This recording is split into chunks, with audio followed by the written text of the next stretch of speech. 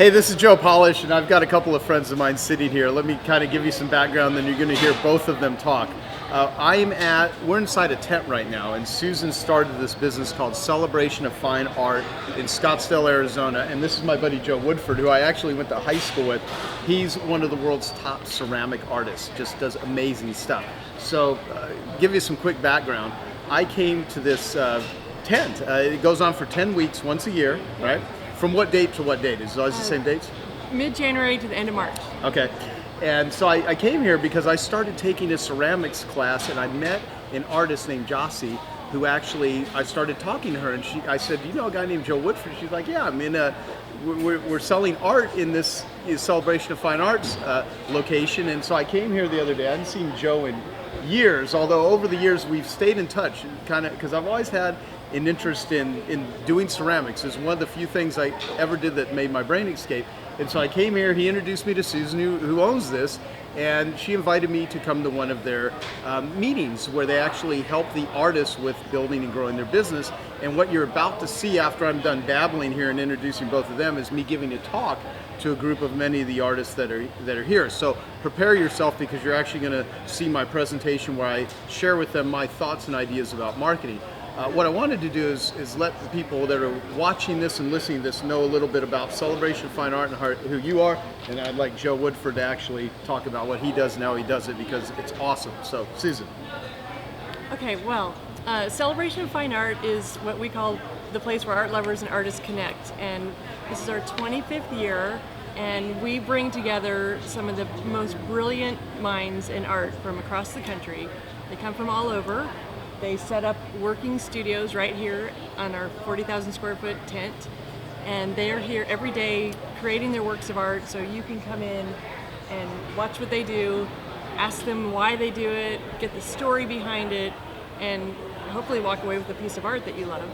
And this is our 25th year, and it just keeps getting better every year, and we love having people like Joe stumble upon us and then want to share it with their friends. So yeah. We're glad you came in. So now we're sharing this with the world. So if you ever come out to Scottsdale, Arizona, celebrateart.com is the site. But you're gonna see the presentation, and then Joe Woodford, which we're gonna do a lot of stuff together, which you'll get an idea about after you watch the presentation. But Joe, so how long have you been doing art?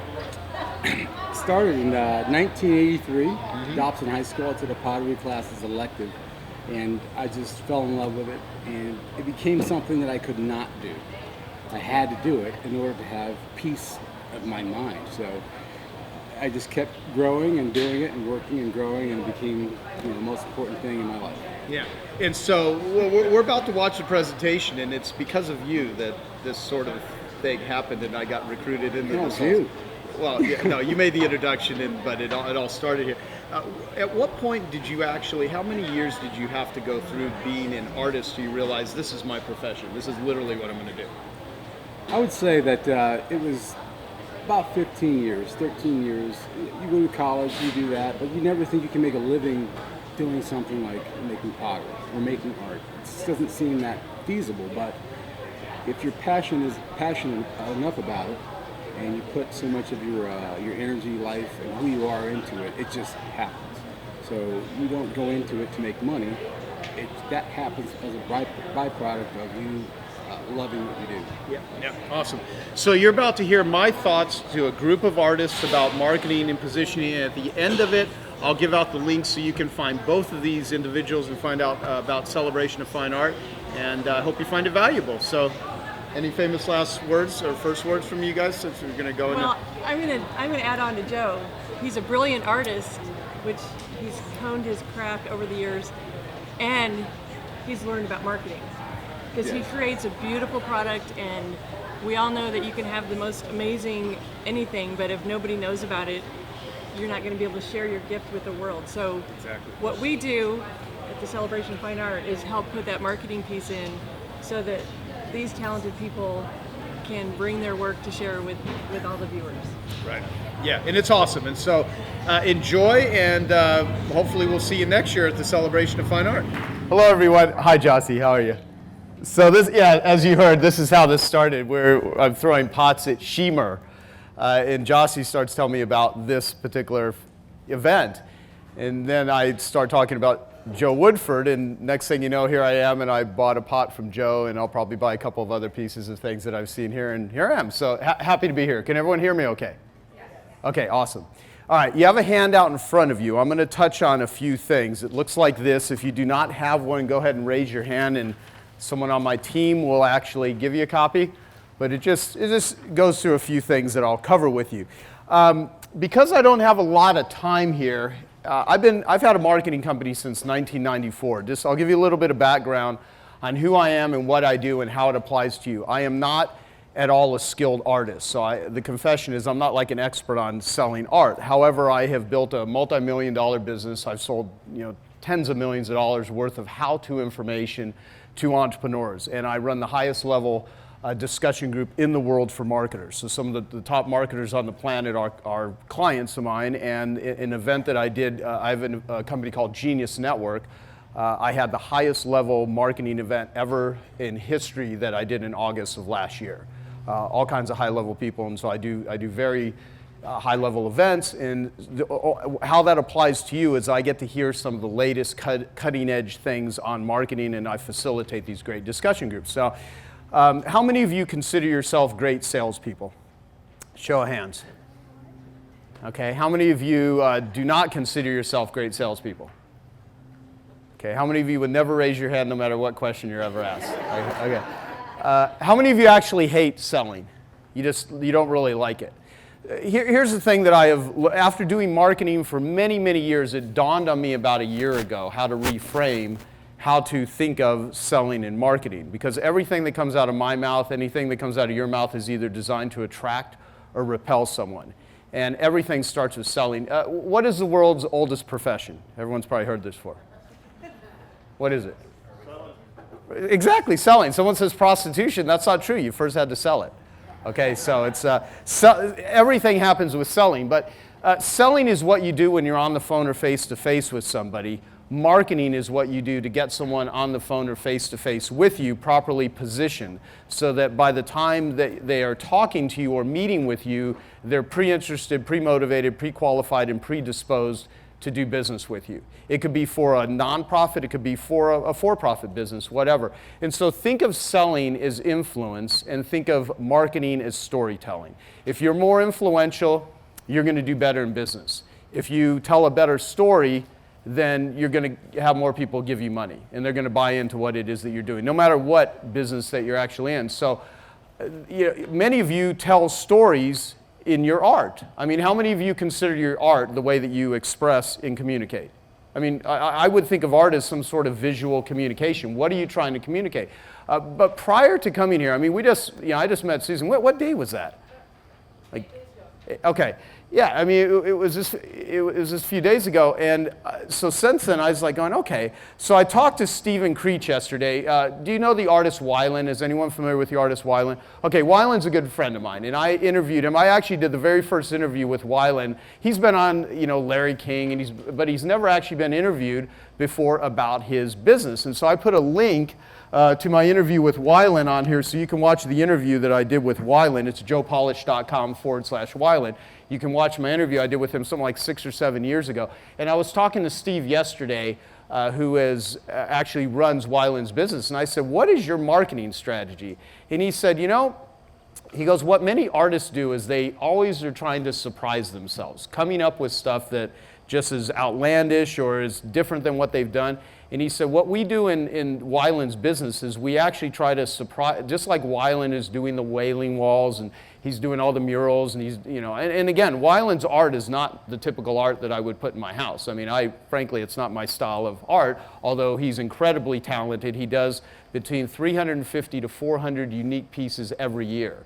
And Weiland does upwards of 100 million a year in sales. So he's a pretty sharp business guy in the art world, but he says that Weiland would always try to surprise himself. So we have taken that into business where we're like, what can we do to surprise ourselves? So what I want to encourage you today, what I want everyone to walk away with my short talk today is thinking. I'm going to give you some frameworks on how to think about your business and how to think about positioning your business and where I believe the real value of your business lies, not just in your art and in your creations, but how you actually position yourself. Because I have a dear friend, John Butcher. John Butcher owns the company Precious Moments. Are you familiar with anyone familiar with Precious Moments? Little figurine company, largest collectible company in the world, 11 billion in worldwide sales that they've done with Precious Moments. Now these little figurines, which I would never be caught dead having one of these things in my house, but they have sold a lot. And John is a really good friend of mine, and he owns millions of dollars worth of art. He actually considers art one of the greatest investments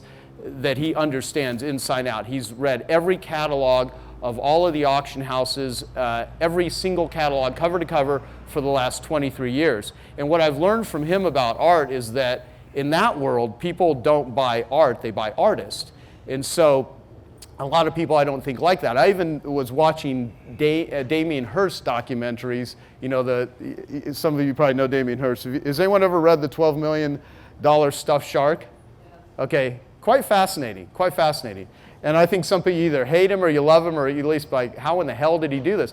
But it is marketing. That's how it was done. I mean, like the art, like the methodology is irrelevant. The point is, how do you actually set up yourself so that you are so well positioned? Because that's what marketing is. So I want to tell you a little bit of background of how I got into the world that I'm in. Like Joe Woodford mentioned, I started out as a dead broke carpet cleaner living off credit cards in 1990. And I got into this business from a friend in high school that talked me into starting a carpet cleaning company. Now, my mother died when I was 4 years old, and my father never remarried, so my childhood kind of sucked. And every 2 years we would move to a different town because my father just could never settle down. He was tormented after my mother passed away, and so he was a locksmith. And so he would go into a new city, small towns, build up a clientele, and right when it was starting to work, he would up and move away. So it was some weird form of self-sabotage. But I never saw us ever get our carpets professionally cleaned. And over the years, I've kind of maybe changed history a little bit and said maybe he just got sick of the carpet, didn't know what to do with it, so he needed to move. But I had no experience in the carpet cleaning business, so it's kind of one of these accidental industries where I just fell into. And so I got into this business and I bought some chemicals and equipment, took $1,500 of the money I'd saved delivering newspapers and selling things door to door, like newspaper subscriptions and stuff like that. And overnight I was a quote unquote professional carpet cleaner. Now one thing I want to mention too, this may not seem to have any relevance, but when I was 18 years old, Joe didn't mention this. In high school, I started getting into drugs very badly. At my worst state, when I was 18 years old, I weighed 105 pounds from freebasing coke for 3 months straight. I was a terrible drug addict. I was nearly dead. So I literally moved away from Arizona for a couple of years, lived in a trailer with my father so I could literally remove myself from the environment and get clean. And had I not started listening to personal development tapes, things like Earl Nightingale, going to 12-step groups, doing stuff like that, who the hell knows what would have ever happened with my life. So when I moved back to Arizona, I actually started this carpet cleaning business, and I didn't know what the heck I was doing. So I get into this business, and I'm thinking, well, if you're just good at what it is you do, that you should get paid for what it is you do. And I learned a really painful realization, and this is something that maybe write it down or just remember this. There's no relationship between being good and getting paid. You can be the best artist in the world, has nothing to do with getting paid. You can be the nicest person, you can have integrity, you can really care about other people, has absolutely nothing to do with getting paid. There's a huge relationship between being a good marketer and getting paid. I didn't know that yet, so I had this carpet cleaning business. And the reason I'm bringing up carpet cleaning is I would like to think that everything being sold in these tents here is more exciting than carpet cleaning. Okay, I got into a business selling something that nobody wants to buy. And if I learned how to successfully sell a service that nobody wants to buy, I think you could probably learn a couple of things from me about how to actually sell something that's more interesting than carpet cleaning, because hiring a carpet cleaner is like going to the DMV. I mean, nobody wants to do it. It's like one of these unnecessary evils of owning the stuff. So I had this carpet cleaning company. I hated it. I didn't know what I was doing. I'd went and gotten certified. I was like racking up debt and credit cards. In 1991, I was $30,000 in debt on credit cards. When I first started the business, I only was in debt like a couple of grand. And so basically, I spent the first couple of years in my business paying money to work. I mean, there's many ways to go broke in the world, but one of the stupidest ways to go broke is doing hard manual labor in Arizona, cleaning carpets 8 to 10 to 12 hours a day, sweating your ass off when it's, and plus I'm allergic to cats. And so I remember in the middle of summer, I would have these apartment complexes that would pay me like 20, 25 bucks a unit. And I would literally do, sometimes 12 in a day. And then they would pay me in a very timely manner, like in 90 days or later, they would actually, because it had to go through the bureaucracies of how to cut a check to some, poor service labor guy. And I remember like cleaning carpets in the middle of summer. I'm allergic to cats, so I start wheezing. And there's no air conditioning on in some of the units. And I'm running an extension cord with a little portable steam cleaner down 3 stories, lugging all of this crap up 3 stories, and doing hard manual labor where it's like 120, 140 degrees sometimes in some of these units. It's like a sauna. Could you imagine cleaning, with a sauna with a bag over your head because you can't breathe? I mean, I did that stuff. And see, the worst thing is, I was actually paying money to do that. I wasn't even making money. So, I mean, if you want to go broke, sit on a couch, watch TV, eat potato chips, don't go broke doing it. It just doesn't make any sense. So I did a lot of really stupid things. And so I was frustrated with this business, and I'm like, you know what, I got to get into another business where I can make more money. So I had a friend named Pat from high school. I don't hang out with friends from high school that much anymore. I mean, I swear to God, I think Joe Woodford's probably the first guy I've seen from high school in years, other than one other guy named Pat Nahas, which you probably know that goofball. But anyway, so I was like, I got to get into another business, and so this guy, Pat, asked me if I want to go jet skiing. He has a friend who's a multi-million-dollar real estate investor and has these jet skis, and could we go to Saguaro Lake and go jet skiing? And I was like, well, I got a lot of stuff to do. And if you've ever been so strapped for cash where you literally have no available money to do anything entertaining, it's kind of hard to have fun doing anything. But he said the magic word that this guy that owned the jet skis was this multi-million-dollar real estate investor, and at the time I needed money. And so I was like, well, maybe I could talk to this guy and he could give me some tips. So we go out to Saguaro Lake, and there's 2 jet skis, and there's 4 of us. This guy, I can't remember his name, that owned the jet skis, one of his friends, my buddy Pat, and me. And so I finally had a chance to sit on the tailgate of this pickup and talk to this rich guy. And I'm this young dude in my 20s with the long hair and a ponytail.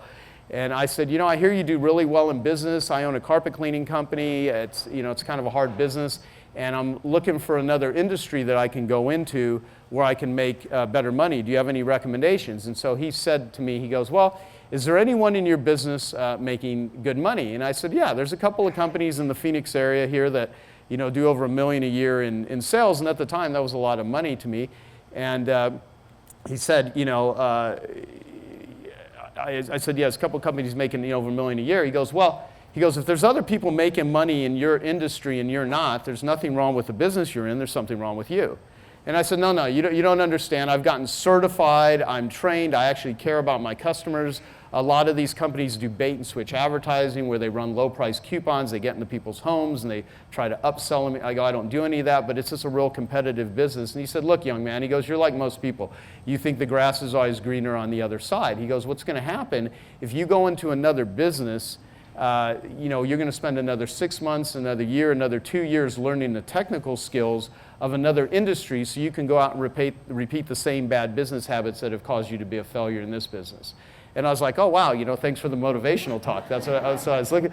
But what he said, he goes, what you need to do is you need to learn fundamental business rules. He goes, because once you learn fundamentals, it doesn't matter what business you get into because business is business. And if you're going to jump to another business, but you don't learn how to make a business work, you're never going to have success and you'll spend your whole life just kind of squandering. So first off, this was the most impactful conversation of my life at that time. And there wasn't anything that I had not heard before, but it's kind of like when the student's ready, the teacher will appear sort of thing, but he said it at the exact right time. So I said to myself, I live in America. I'm not the smartest guy in the world. I'm dysfunctional as all hell. I have plenty of problems, but I have my limbs. I think this country's great. I feel lucky to have been born here. And there's a lot of people that seem to be doing better than me that I don't think are that smart. So what are they doing that I'm not? And that put me into my pursuit of, I'm not going to get out of this business until I know how to successfully make it work. Now, the reason I told you that story is, if there's artists that are making money, and there are, certainly, there's thousands of people that make an enormously great living doing what it is they love and producing, however you want to define art. Has anyone ever read the book The War of Art by Stephen Pressfield? Okay, so great. Everyone here, I swear, you have got to read that book. Stephen is a dear friend of mine. I've interviewed him before, and that book is just absolutely fantastic. But the thing is, the reason I told you that story is that if you think that anyone other than you is responsible for your success in your business, you're delusional. If you're waiting to be discovered, and I know many of you aren't. I mean, I think I'm preaching to the choir. I think some of you here do very well. At least I've talked to quite a few people, when I was here, and it seems. But I don't know. I don't really know your income. I don't know your goals. I don't know your aspirations. But what I do know is that when I got the attitude that any money that I make in the world, like money earned ethically, is a byproduct of value creation. So I got to create value for other people. And the second thing is I'm not entitled to anything unless I can create value first. And until I acquired that attitude, I was a victim. Basically, what I want to share with you on this particular sheet, I'm going to go through it. It's the art of marketing your story. Now, this presentation here and the short time that I have with you here is just a setup. I actually am going to share with you interviews that I've done if you want them. If you want them, I'll be happy to provide them with you. I have the top marketing podcast in the world on iTunes. Every day, currently about 40 to 50,000 people listen to an hour of me babbling about something related to building and growing a business. So my podcast is called ilovemarketing.com. There's over 200 hours of very valuable things on how to build and market your business. I'm also, I am speaking here because I am genuinely interested in the whole fascinating world of art. And the reason I threw my first pot since I was 18 years old, three weeks ago. And it was good. Yeah, it wasn't that bad. But I swear, it's like I still feel very clunky, but other than doing drugs, and this is going to sound so damn weird, other than doing drugs, when I used to do ceramics, that was the only thing where my head ever felt like it escaped, where I wasn't stressed out, where I didn't have this low-level anxiety. And I've built a multi-million-dollar business. I reach a lot of people. I do a lot of cool stuff. I'm Richard Branson's largest fundraiser. I've interviewed Richard Branson more than anyone on business. I've got Tony Robbins speaking at my next event. John Paul DeJoria. I know, I ran Arianna Huffington's last book campaign. I mean, I hang out with cool people. But you know what? It was when I was throwing ceramics where all of that other external crap that I do to try to feed my ego or do whatever actually made my mind feel good. And I'm really genuinely interested in art. And artists are interesting people. Some are very quirky, some are very weird, but they communicate in different ways. But we're all, I mean, this is like you've seen Star Wars, right? This is like the talking to the Star Wars bar. I mean, just a bunch of quirky individuals. But I think entrepreneurs are the same way. Entrepreneurs are just weird, quirky people, but they're more like corporate athletes. And so on I Love Marketing, on our podcast, we talk about how to frame your business. And so the art of marketing your story. Marketing is a story, your story, and it starts with where you are now. What's your story? How can that become the basis for sharing your art? I believe a painting or a sculpture or whatever without a story attached to it has meaning to you, but it doesn't have meaning to someone else unless you leave it up to them to make the meaning. And that's fine. And a lot of people may want to do that. But if you don't have a system for selling what it is that you sell, you're always at the mercy of the consumer system for buying, which is price. If someone does not have any other criteria on how to make a purchase, they're going to default to the only way that we know how to do it, which is price. So a couple things is the artist tools before, during, and after. I want you to think of your business from now on as having 3 units. There's the before unit, which is getting people to appreciate who you are, what you do to get business. That's a before unit. And what I write here is getting people to appreciate your art starts with appreciating where people are first. Where are they? Who are they? Understand your collectors and your customers. The during unit, after someone is doing business with you, when someone is sitting there and discussing with you and you're talking with them or they're looking at something, I would consider that they're kind of in the during unit. They're interested. They're stepping foot into this place where they may purchase something from you either now or later. That's the during unit. And so to create art that stands out means differentiating you and your art. How are you positioning yourself and your art so it's experienced as unique? positioning is critical. There's that saying, you know, a picture's worth 1,000 words. Well, a mental picture's worth 10,000 words. So when you can attach a story to something, a great headline, titling your art is just as important. I've helped many, book authors become bestsellers. And the title of the book, in many cases, is more important than the entire book. And a lot of people don't want to hear that. They're like, well, I spent, 2 years writing this book. Well, you should spend maybe, a month coming up with the right headline and testing it and coming up with titles. So, and the same thing with art. After someone has given you money, once someone has interacted with you and your art, what are they doing to ensure they never forget it? How could they share your art with others? Sending thank yous, reinforcing the value they got, referral systems. I mean, this is such basic advice, but I've used it my whole life. In business. I heard early on, be nice to the people you meet on the way up, they're the same people you meet on the way down. If someone gives you money, send them a personal thank you. Follow up with them. When someone gives you money and buys your art, it does not satiate the urge and the excitement that they had for buying it. I mean, it doesn't satiate it like it's done. It actually excites the urge. Selling is like seduction. All of the stuff you do before you ask someone to marry you or go on a date or sleep with you or whatever, that's all the foreplay. And so it's all the setup. And if someone is willing to give you money once, they will give you money over and over and over again. And a lot of people don't realize that as soon as someone buys a piece of art, they are in the best possible state to give you more money or to give you a referral. So the after unit is what you do to orchestrate referrals. And with all of you here, every business card you have, put those people into a database, and when you're here next year, send them hey, it was so great seeing you last year. Send a picture with the piece of art that they bought. If you can take pictures with your clients holding the art, do that and send it to them. Now, some of you may not like doing stuff like that, but again, if you like money, I think those things help. So, expanding your gift with marketing. You can impact people's lives with your art, and the bridge is marketing. Your mission and desire to impact the world will be supported by marketing. Marketing carries your message. And did anyone watch the video? I know that Susan sent out an email where I have a video called "Is Selling Evil?" Did anyone happen to watch that? Okay, did that make sense? Did you like it? Yeah, see, I actually do my homework on stuff, and when I was talking to Stephen yesterday, I was like, you know what? And I asked Joe this, and I talked to Susan. I was like, what will be the most helpful thing for people? And I think, the only way that anyone ever does well with marketing is they gotta appreciate it and respect it. When people say, I don't like marketing, or marketing isn't important, that's like saying, I really don't like oxygen. That oxygen just isn't really that big of a thing. I mean, hold your breath for 3 minutes and see how gasping for air kind of sucks. And if you don't utilize marketing and appreciate marketing and reframe it, we can take any painting here, any painting, and we can duct tape it to the wall, and it's going to look a certain way. If you put it in a nice frame, you position it well, it's going to look completely different. Your whole business is that way. Some of you can make incredibly beautiful art, but then you don't do the same thing for yourself. You don't create bio videos. You don't make your brand and the way you position yourself desirable and attractive and awesome.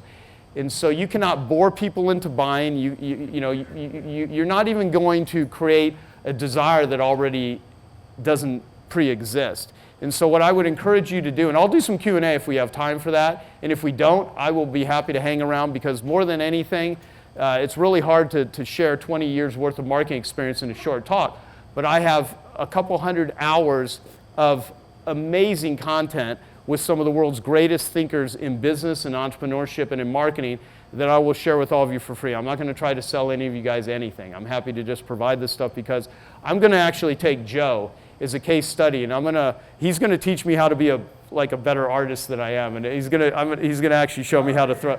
Thank you. But no, we're going to throw some pots, and we're going to videotape this stuff, and I'm going to see if we can actually create a multi-million-dollar campaign with Joe's art, because the guy's incredibly talented, and he already does well. He's made a living doing this. And I'm going to do a Skunks Work thing, and I'm going to see if we can actually utilize him as a killer case study, and if we document it, we'll share it with you guys next year when you all come here and do that. So I'll do Q&A, I'll do whatever I can to be useful. Does the carpet cleaning thing seem not to resonate with anyone? Does it resonate? Okay, I like it because it's like if you have to figure out how to sell something nobody wants to buy, you have to figure out how to persuade. And so let me share with you a couple of things. The number one thing, the number one question in all consumers' minds is, who can I trust? All of you are walking, like if I was trying to sell something to all of you right now, you just met me. Other than Joe came up and said something nice about me, Susan did, maybe you saw a video of mine, whatever. So because they introduced me, there's this implied, this guy maybe knows what he's talking about. But none of you really know me. So you don't know if I'm a good person, you don't know what my motivations are, you don't know if you could trust me, whatever. So the whole process of doing business with someone is rapport. That's why McDonald's, although you should never eat that food, or Pizza Hut, I saw Krispy Kreme donuts, which is just hysterical. But basically, people, McDonald's is not the best food in the world, but it's the biggest restaurant chain in the world, right? And you can go into any country and it's familiarity, okay? So there's a certain level of, even though it's not good food, you can trust it to a degree. If you can trust that it's crappy food and not healthy for you, but maybe you know you're not going to get food poisoning. But here's the interesting thing, and I've thought about a lot of stuff with related to business. And so the number one question is, who can I trust? And so your job as an entrepreneur is to establish trust and rapport with people. And it is so much harder to make the first sale than it is to make additional sales. It's so much harder to get a cold prospect to do business with you or to buy into something unless they just happen to see something you have and they love it, and then boom. And that does happen here. So that's the interesting thing about art. I'm the type of guy that if I walk around and I see it, I'm like, I want that. And I'm also in the position where I can buy most things that I want. I mean, I net over $1 million a year, so I have money where I can actually buy stuff. But at the same time, I'm not a chump. And I also know that a lot of the, and this is maybe the worst thing to say to a group of artists, I think a lot of art that is put out in the world as art is simply pollution. But it has a great marketing story attached to it. So they're like, oh, this is real art. But I look at some art and I'm like, what the hell, lack of creativity, insane sort of brain created this. But again, if you can sell it and you can, I appreciate that sort of stuff. But then there's other art which is incredibly powerful. And so the whole thing with trust, when you're selling like carpet cleaning services, nobody wants to buy it. So when I first started reading about direct response marketing, which is the type of marketing I use, it's very copy intensive, using powerful words. And so I have one of my first marketing tools. I think you guys will crack up at this, but one of the very first things that I created was a consumer guide to carpet cleaning. Now, I learned marketing before the internet. There was no internet. And we were using direct mail, which I'm still a huge fan of direct mail. If I could only rely on one method of selling my services, what I sell, I would use direct mail. There's less noise in people's mailboxes today than ever before in history because so much attention has been put on the internet. Now, we make a lot of money on the internet. I have many websites. We do a lot of conversion, all that sort of stuff. And certainly all my podcasts are delivered because of technology. But I love direct mail. So back in the day, all my competitors were running, price advertising. And like I said earlier, if you don't have a system for selling your services, every consumer has a system for buying, and it's price. Because when you don't know what something costs and you're interested in hiring a plumber, or you're going to get your house painted, or you're going to, buy an article of clothing, or people are walking around here and you don't have prices on your art, and they want it, what's the first thing they typically ask you? Yeah, how much you charge. Well, the reason you ask how much and you all do it, every one of you does this, is because you don't know any other way to make a buying decision. So you would have people call me up, if they ever called me up, and say, how much you charge for carpet cleaning, because I didn't really know quite how to price. So I was using price advertising. And I hated that question because I would be on the phone with someone, normally a woman, for anywhere 15, 20 minutes explaining my method, what it is I do, and she'd say, let me talk to my husband, or let me think about it and I'll call you back. And I did that over and over again, and I was like, what a waste of freaking time. This just sucks. But why are they asking me that? I mean, because they don't have any other criteria to make a price. And if I advertise price, that's the bait. If you don't like the fish, you got to look at what's the bait you're using to catch them. People have disdain for their clients because all these people care about is price, but you're fishing with price. If you don't like only the hungriest fish will snap at the crappiest bait. So it's kind of like, well, what are you fishing with? So I read this I read a lot of stuff from a guy named Gary Halbert. He was a copywriter. He was the first guy I learned marketing from. And he said that any problem in the world could be solved with the right sales letter. And I would encourage you to write that down or think about it. Any problem in the world could be solved with the right sales letter. When I first heard that, I was like, there's many problems that can't be solved with, a sales letter. What if you have cancer? What if you have a relationship problem? What if you don't have good health? Can that be? Well, as a matter of fact, most of those problems can be solved or at least assisted with a sales letter, because all a sales letter is are words that are designed to persuade people in order to do something. So I created my very first consumer's guide to carpet cleaning because no one cares about carpet cleaning. They're not going to do research to understand, what's the difference between dry cleaning a carpet versus steam cleaning versus whatever. And so I took something as boring and as dull as carpet cleaning, and I created a consumer guide to carpet cleaning. Everyone was using name, rank, serial number, who they are, what they do, and their phone number. And so I created Consumer's Guide to Carpet Cleaning. And this is it. And I have all this stuff memorized because I've done this so many times. But it says, read this guide and discover how to avoid 6 costly misconceptions about carpet cleaning, 7 questions ask a carpet cleaner before you invite him into your home, crawling critters and crud, a guide to the slime, grime, and livestock that's seeping, creeping, and galloping through your carpet, how to avoid 4 carpet cleaning ripoffs, the difference between value and price, and how to get your carpet cleaner to 100% guarantee their work. And so all of a sudden, people were thinking carpet cleaning, but I didn't know there were 6 costly misconceptions about carpet cleaning. I didn't know there were 8 mistakes to avoid when choosing a carpet cleaner. I didn't know there were 4 ways to avoid getting ripped off. So I started planting these seeds in what to do to look for a carpet cleaner. I was telling a story. I was creating a picture in their mind so that they wouldn't call me up and say, how much do you charge, all right? So then they would open this up, because every flyer, every ad yelled out, someone's trying to sell you something. Now I was like, I want to actually educate people. So the type of marketing that I started doing is education-based marketing. I started educating people on what I do and how I do it. Every single one of you have a story about how you started your business, why you do art. Some of it was started out of inspiration. How many of you, your art was started out of fear, desperation, anxiety, depression? You had a crazy-ass upbringing. You had depressed parents.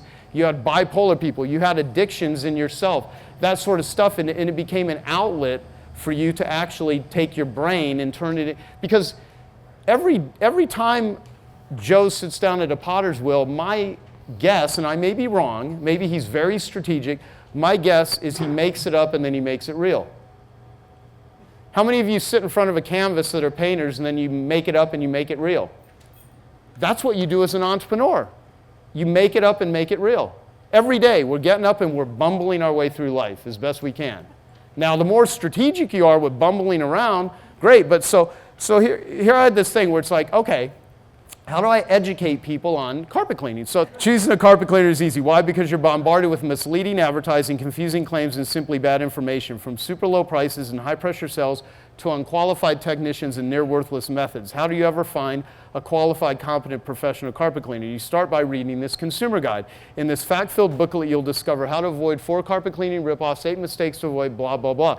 And that says, we wrote this guide to help you better understand carpet cleaning. Now, you can be a graphic designer, you can be an artist, you could be a pet grooming service. We wrote this guide to help you better understand ceramics or paint or whatever, okay? And now with this information, you can make an informed, intelligent decision, because that's all consumers want to make. They don't want to make an uninformed, idiotic decision. They want to make an informed, intelligent decision. So I created a consumer guide to carpet cleaning. So when people call me up, I would say, and they would say, how much do you charge? I said, well, I've actually created a consumer guide that'll teach you everything you need to know on how to hire a professional carpet cleaner, and I'm happy to mail it to you. And if you read it, we'll clean one room up to 200 square feet absolutely free, so you can try our services out. And if you like it, we'll give you a carpet audit, because everyone else is giving free estimates. I didn't want to give free estimates. I didn't want to do what anyone else did. So I created a unique way of packaging and positioning carpet cleaning. And again, a boring ass service that nobody wants to buy. And so people would call me up and I would mail them the consumer guide, and I wouldn't have to spend 15 or 20 minutes on the phone. I would totally position myself as being helpful and useful. And then they would call me back and say, when can you do the job, after they read it? Because I was the one providing them with information on how to make an informed buying decision, They trusted me. They bonded with me. And that's what you want. You want to bond with your clients. And the more that you can bond with your clients, the more they're going to want to do business with you and the more they're going to want to refer you. Now, there was a problem. If someone called me up and they wanted their carpets cleaned the next day, because there was no internet back then, the problem is the post office wasn't going to get them a consumer guide the next day. So I was like, how do I handle that problem? So one of the first things that I did was I created a consumer awareness message.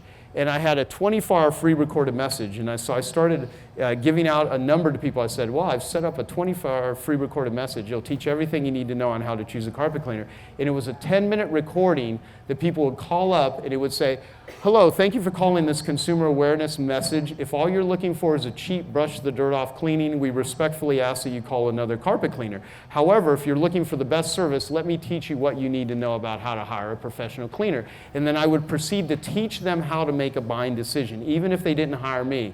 And because I was the one providing them with that information, they wanted to do business with me. And so this is before I started selling courses and programs. All I was trying to do was build my carpet cleaning business. And I learned the difference between a $100 bill and a $1 bill is the message on the paper. Same paper, same ink, different message.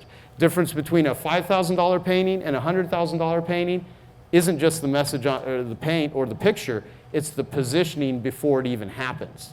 You know, when Damien Hirst can sell dots that he doesn't even paint himself for hundreds of millions of dollars, it's not about the dots. It's about the story. It's about the perception. It's about that sort of stuff. Can everyone still hear me okay?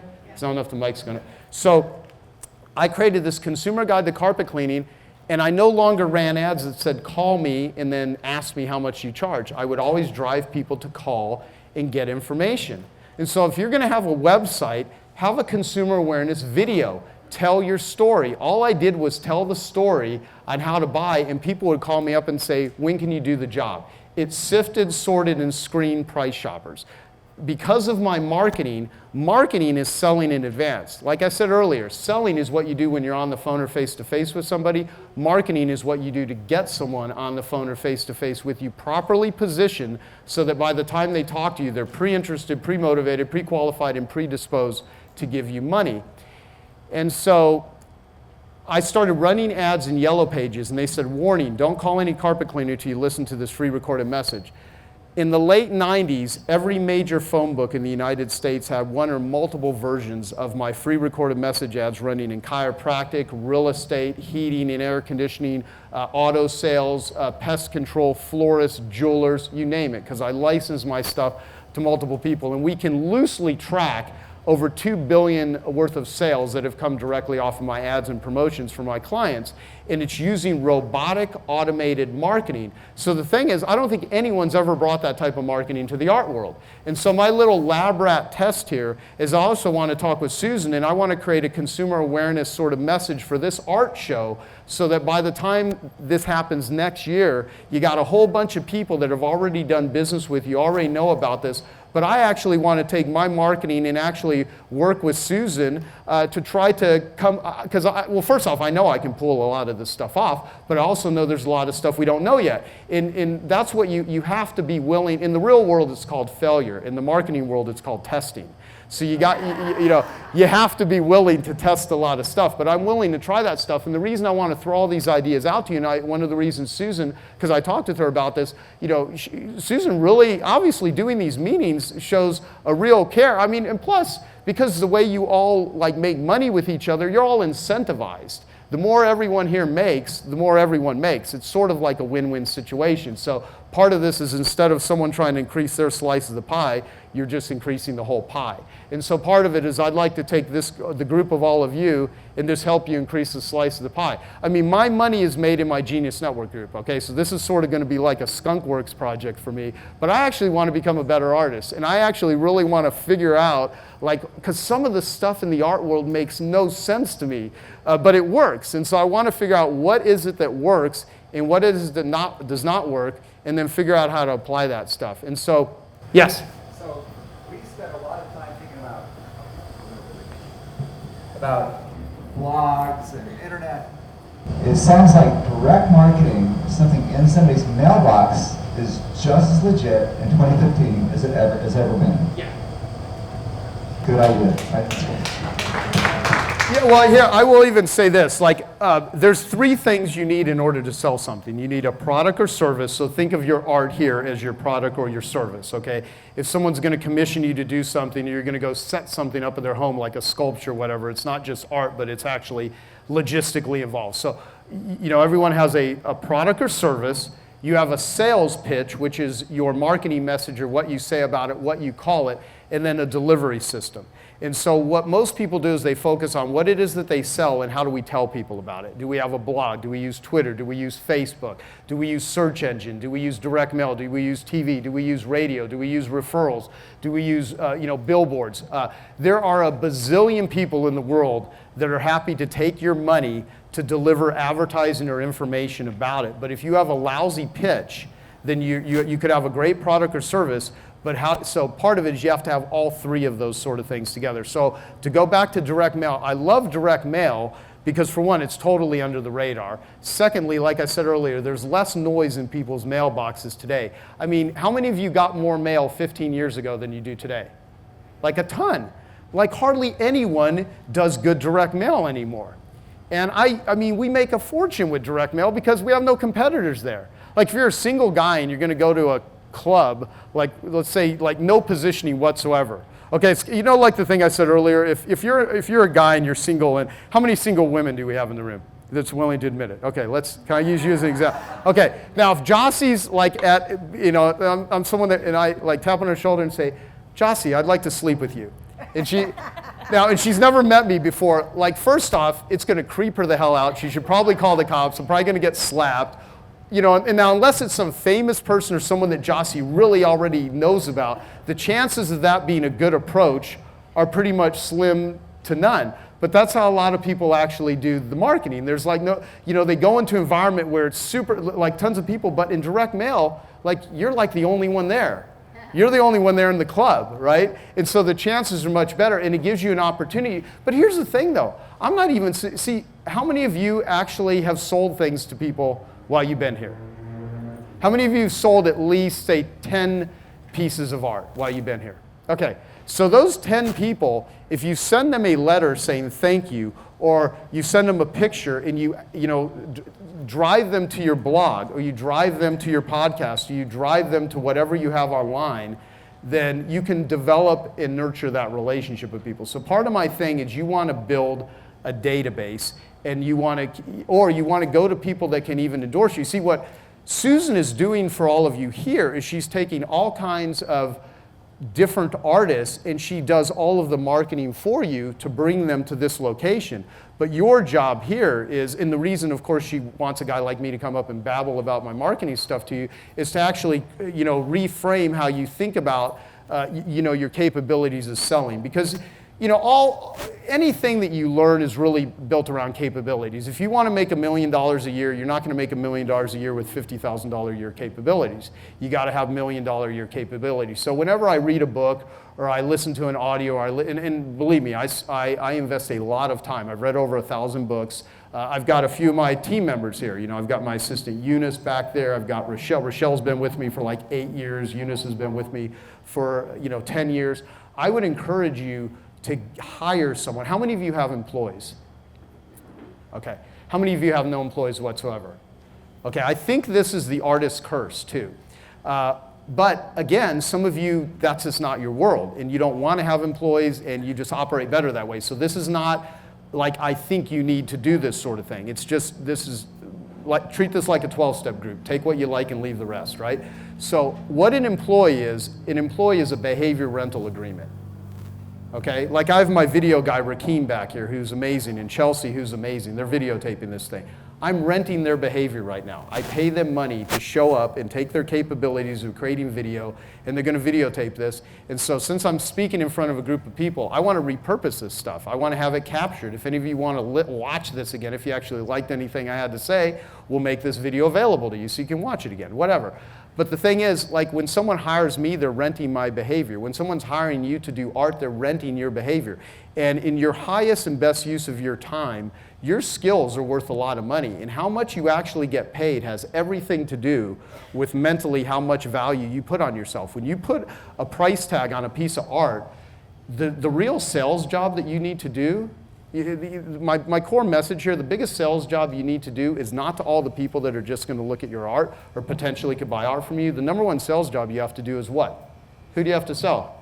Yourself, exactly. And if you cannot sell yourself, you're going to do a really piss poor job of selling someone else. And so like Joe mentioned this earlier, there's two things in business that I don't think you should ever delegate. You shouldn't delegate the checkbook unless you want to get ripped off, unless you have real good measures. And I had one CEO in the past that cost me $2.5 million in losses because of a very bad decision that he made.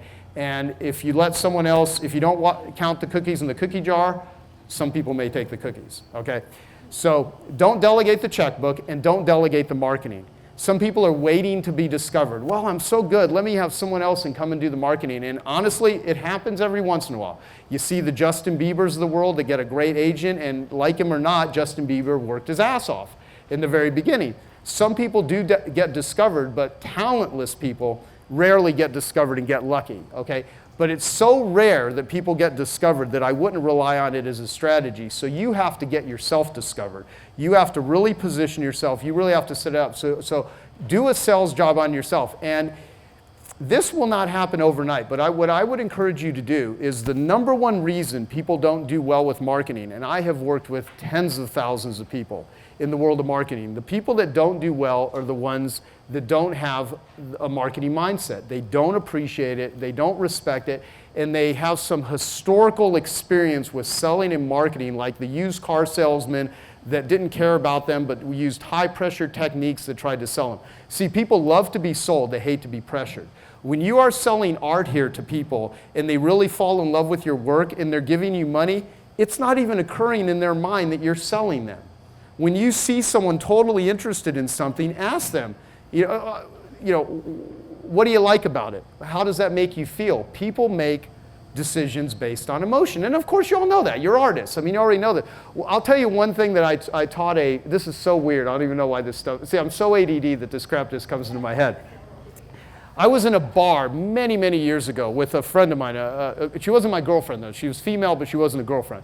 And we were sitting there and some girl had this like bucket of roses and she said, would you like to buy a rose? And I go, no, I don't even like her. She's annoying as hell, but thank you. And she's like, oh, and I go, no, she's just my friend. It's not my girlfriend, so I'm not going to buy her a rose. And I go, however, do you want me to tell you how to sell all these roses tonight? And she's like, yeah. And I go, if you do this, I swear it'll work, but it's gonna put pressure and guilt on people. She's like, yeah, tell me. So I go, don't go up and say, would you like to buy a rose? If the guy is with a woman, say, would you like to tell her how much you love her? And she goes, well, what if he doesn't love her? What's the first date? Well, I said, well, just say something like, would you like to show her how much of a good time you're having? If you go up to a guy and you say, would you like to show her how much you love her? And if the guy doesn't buy her a rose, he looks like a total jackass. Like, how can he not do that, right?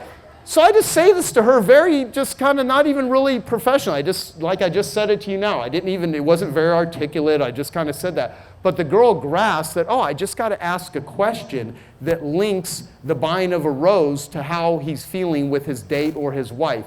She came back to me an hour later. She was sold every rose, something like 30 roses. She goes, oh my God, that was the best line ever. Thank you so much. I sold them all. That's so awesome. It changed your life.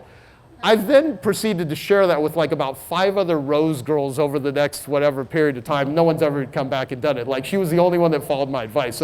But the point is, if someone's looking at the art, link it to a feeling.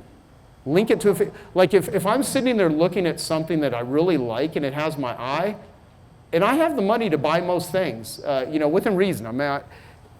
It's up to the guy or the gal to actually link it into my emotional state, because once you're in that emotional state, you want to harness it, you want to grasp it, and the fact is, it makes people feel good. People aren't here because they need a new sink. None of this stuff is needed for survival. Okay, this is all because it's kind of, it's going to make me feel good. People are here because they're sad. People are here because they're bored. People are here because they're excited. There's all these sort of feelings that they're trying to fill, and you will instill that. There is value there. So the perceived value and how you can link them to that is very important. So anyway, I could go on and on and on, but I think I'm at the time. So is that helpful? Yes. Okay. So